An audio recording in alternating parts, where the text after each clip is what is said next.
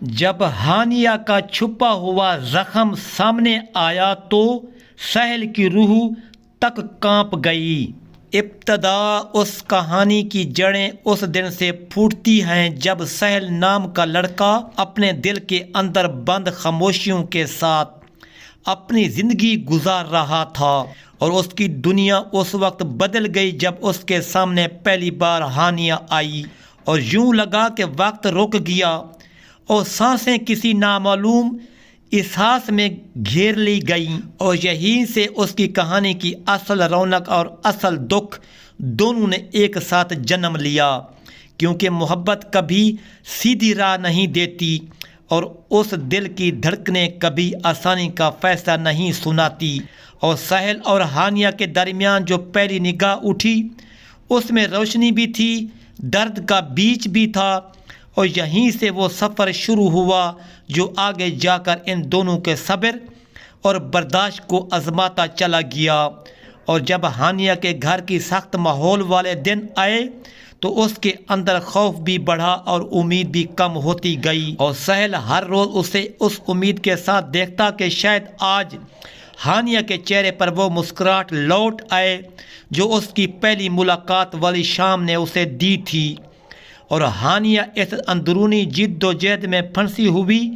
ہر روز سہیل سے یہ بات چھپاتی رہی کہ گھر کے حالات اس کی زندگی کو اتنی تیزی سے جلا رہے ہیں کہ وہ کبھی کبھی خود تک مٹنے کا احساس کرنے لگتی تھی، اور سہیل اس کی خاموشی میں چھپی ہوئی چیخوں کو سمجھنے لگا تھا، مگر وہ اس کو لفظوں میں ڈھالنے کی ہمت نہیں کر پاتا تھا۔ اور ان دونوں کے درمیان جو رشتہ بنا وہ نہ مکمل خوشی کا تھا نہ مکمل تکلیف کا، بلکہ وہ ایک ایسی ڈور تھی جو انہیں جکڑ بھی رہی تھی، بچا بھی رہی تھی، اور اس ڈور کے ہر موڑ پر کبھی امید نہیں تھام لیتی، کبھی زندگی انہیں دھکا دیتی تھی۔ اور ایک شام جب ہانیہ کی آنکھوں میں روشنی مدھم پڑ رہی تھی تو سہیل کے دل میں خوف کی پہلی تیز لہر اٹھی، کیونکہ اسے لگا کہ شاید وہ اس کے ہاتھ سے کھسکتی جا رہی ہے۔ اور اس کے بعد آنے والے دنوں نے اس احساس کو مزید گہرا کر دیا، کیونکہ وہ ہانیہ کو روز تھوڑا تھوڑا بدلتا ہوا دیکھ رہا تھا۔ کبھی وہ لمبے وقت تک خاموش بیٹھی رہتی، کبھی وہ آسمان کی طرف دیکھ کر ایسے سوچوں میں گم ہو جاتی جیسے اسے دنیا چھوڑنے کا خیال اپنی مضبوط گرفت میں لے چکا ہو۔ اور سہیل نے اس وقت فیصلہ کیا کہ چاہے دنیا اس کے خلاف ہو جائے وہ ہانیہ کو واپس زندگی کی طرف لائے گا، اور اسی فیصلے کے ساتھ اس کا سفر مزید مشکل بھی ہوا اور مزید گہرا بھی ہوا، کیونکہ محبت جب آزمائش میں بدلتی ہے تو انسان کا اصل حوصلہ وہیں سے دکھائی دیتا ہے۔ اور سہیل نے ہانیہ کے دکھوں کو اپنے اندر اتار کر یہ عہد کیا کہ وہ اسے کبھی تنہا نہیں چھوڑے گا، اور یہیں پر اس کی کہانی کا اصل رنگ شروع ہوتا ہے، کیونکہ اب رشتہ صرف چاہت نہیں رہا بلکہ ایک ایسی ذمہ داری بن گیا جس کو نبھانے کے لیے دل کا بوجھ بھی اٹھانا پڑا اور قسمت کی سختیوں سے لڑنا بھی پڑا۔ یہاں محبت کی روشنی بھی موجود ہے اور دکھ کی آہٹ بھی موجود ہے، اور دونوں کے بیچ کھڑے سہیل اور ہانیہ اپنے آنے والے وقت کے انتظار میں ہے جو ان کے فیصلوں کو یا تو روشن کرے گا یا پوری کہانی کو ایک نئی جلتی ہوئی راہ پر لے جائے گا۔ ابتدا اس دوسرے حصے کی وہاں سے ہوتی ہے جہاں ہانیہ کی خاموشیوں نے سہیل کے اندر ایک ایسی بے چینی پیدا کر دی تھی جو اس کے ہر لمحے کو جلا رہی تھی، اور وہ ہر روز اس کی بدلتی ہوئی آنکھوں میں وہ خوف دیکھ رہا تھا جو کسی بڑے طوفان کی نشاندہی کرنا تھا۔ اور ہانیہ کے اندر جو دکھ پنپ رہے تھے وہ اب اس حد تک گہرے ہو چکے تھے کہ وہ خود اپنے وجود سے بھی تھکنے لگی تھی۔ اور ایک رات جب وہ دیر تک چھت کی طرف دیکھتی رہی تو سہیل نے اس کی سانسوں میں وہ لرزش محسوس کی جیسے اس کی روح کہیں دور جا چکی ہو اور جسم صرف دنیا کے دکھوں کا بوجھ اٹھانے کے لیے رہ گیا ہو۔ اور اسی رات سہیل نے پہلی بار ہانیہ کو اپنے ساتھ بیٹھا کر اس کے دل کے اندر چھپی ہوئی ٹوٹ پھوٹ کو سمجھنے کی کوشش کی، مگر ہانیہ نے اپنی ہتھیلیاں مضبوطی سے بھینچ کر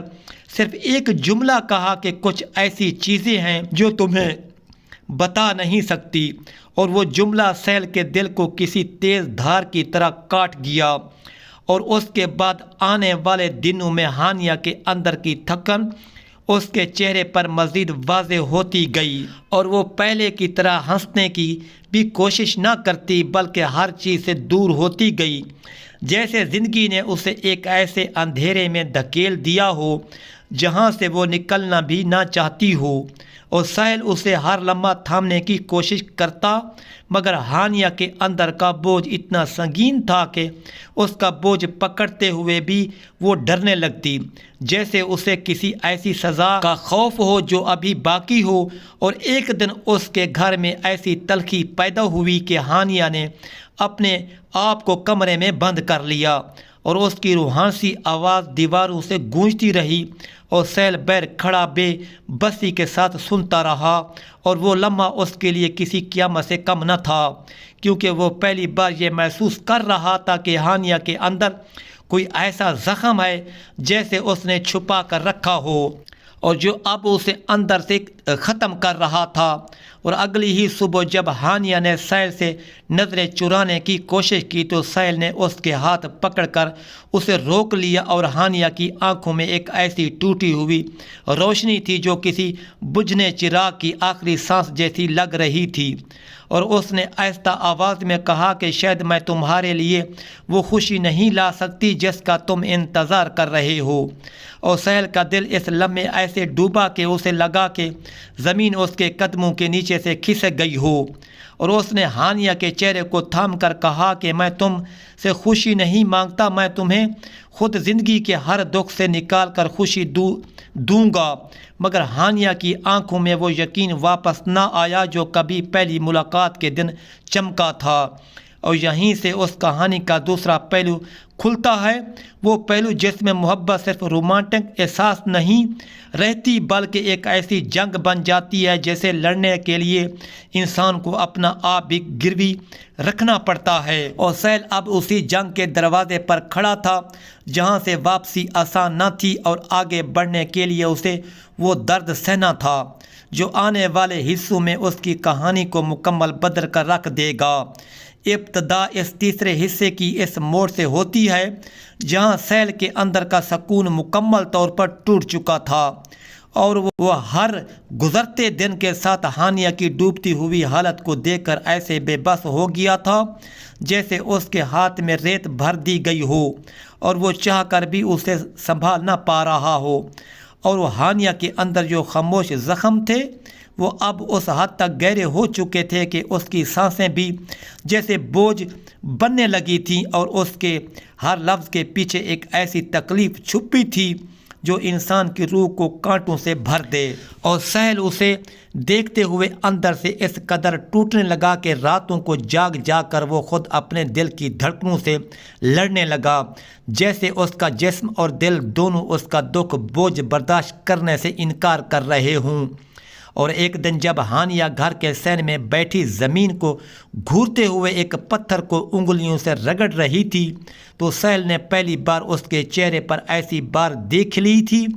جیسے وہ اپنی زندگی کی لڑائی ہار چکی ہو، اور وہ منظر سہیل کی روح میں ایسے پیوست ہوا جیسے کسی نے تیز لوہے کی کیل سیدھی اس کے دل میں ٹھونک دی ہو، اور وہ خاموشی اس قدر بھاری تھی کہ اس نے ہوا تک کو روک دیا تھا۔ اور اسی لمحے سہیل اس کے پاس بیٹھا اور بغیر کوئی لفظ کی کہے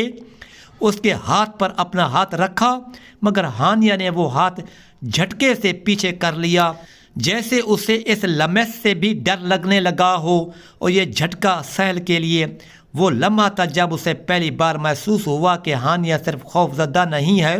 بلکہ وہ اپنے اندر ایسی آگ جھیل رہی ہے جو اسے اندر سے جلا چکی ہے، اور اب صرف راکھ باقی ہے،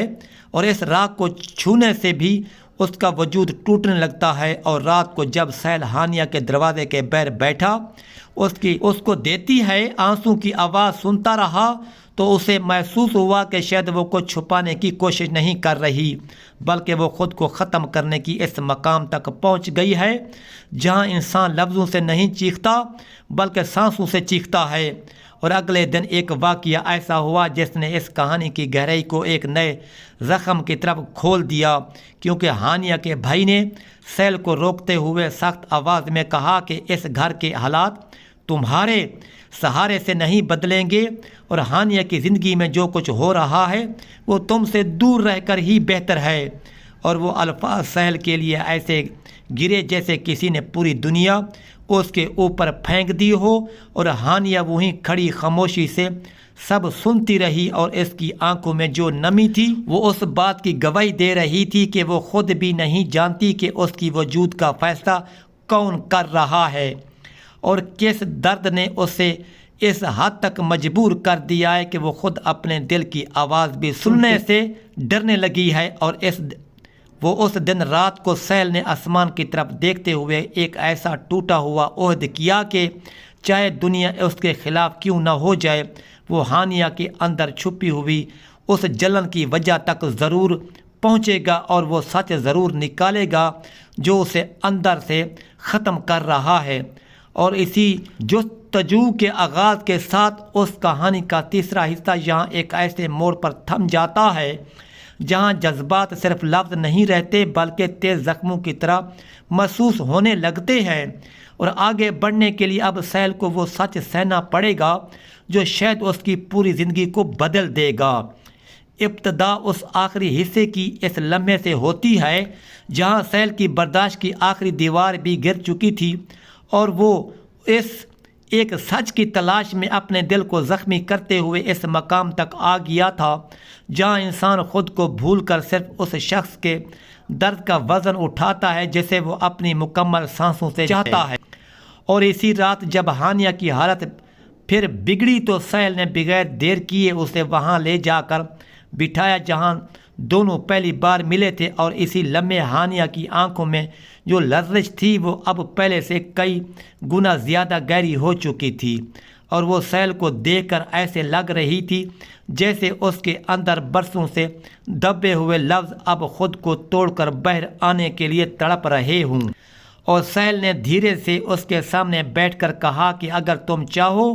تو اسی لمحے سب ختم ہو جائے گا، مگر تم اپنے دل کا سچ مجھے دے دو تاکہ میں اس آگ کو محسوس کر سکوں جو تمہیں ہر روز اندر سے جلاتی رہی۔ اور اس بات پر ہانیہ کی سانس ٹوٹنے لگی اور اس کی آنکھیں بھر گئیں جیسے اس کے اندر کا بند دروازہ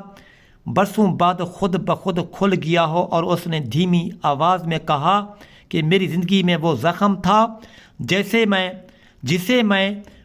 میں نے کبھی کسی کے سامنے نہیں کھولا، کیونکہ مجھے لگا کہ تم بھی مجھے چھوڑ دو گے، اور وہ زخم اس وقت لگا جب میرے گھر والوں نے میری مرضی کے خلاف مجھے ایسے بندھن میں دھکیلنے کی کوشش کی جس نے میری روح کو جلا دیا، اور میں نے خود کو اس بندھن سے بچانے کے لیے اپنے اندر وہ خوف بسایا جسے آج تک کوئی نہ سمجھ سکا، اور میں خاموش رہی کیونکہ مجھے لگا کہ اگر میں نے اپنا دکھ تمہیں بتا دیا تو تم بھی اس دنیا کی طرح مجھے بوجھ سمجھو گے، اور میں تمہیں کھونا نہیں چاہتی تھی۔ اور یہ کہہ کر ہانیہ ٹوٹ کر رونے لگی، اور وہ رونا ایسا تھا جیسے برسوں کی قید میں پھنسی ہوئی روح پہلی بار آزاد ہو رہی ہو۔ اور سہل نے اسی لمحے ہانیہ کے چہرے کو تھام کر اسے دیکھا اور کہا کہ میں تمہیں چھوڑنے کے لیے زندگی میں پیدا نہیں ہوا، میں تمہیں سنبھالنے کے لیے آیا ہوں، اور تمہارے ہر دکھ کو اپنے اندر دفن کرنے کے لیے آیا ہوں، اور تمہاری ہر جلتی ہوئی رات کو اپنے ہاتھوں سے بجھانے آیا ہوں۔ اور یہ زندگی اب تم اکیلی نہیں گزارو گی، کیونکہ میں ہوں اور ہمیشہ رہوں گا۔ اور وہ الفاظ ہانیہ کے اندر ایسی روشنی کی طرح اترے کہ اس کی سانسیں نرم ہونے لگیں، اور اس کے چہرے پر وہ سکون آ گیا جو برسوں سے غائب تھا۔ اور سہل نے اسے سینے سے لگا کر وہ درد اس کے جسم سے کھینچ لیا جو اسے ختم کر رہا تھا، اور یوں اس کہانی کا انجام وہاں ہوا جہاں دکھ اپنا وزن چھوڑ گئے اور محبت نے اپنی اصل شکل دکھائی، اور سہل اور ہانیہ نے اس جلتی ہوئی زندگی کے اوپر اپنا نیا راستہ بنا لیا، اور وہ راستہ جہاں نہ خوف کا تھا نہ جدائی تھی، بلکہ وہ سچ تھا جو آخر کار دونوں کو ملا، اور اسی سچ کے ساتھ اس کہانی کا اختتام ہوتا ہے۔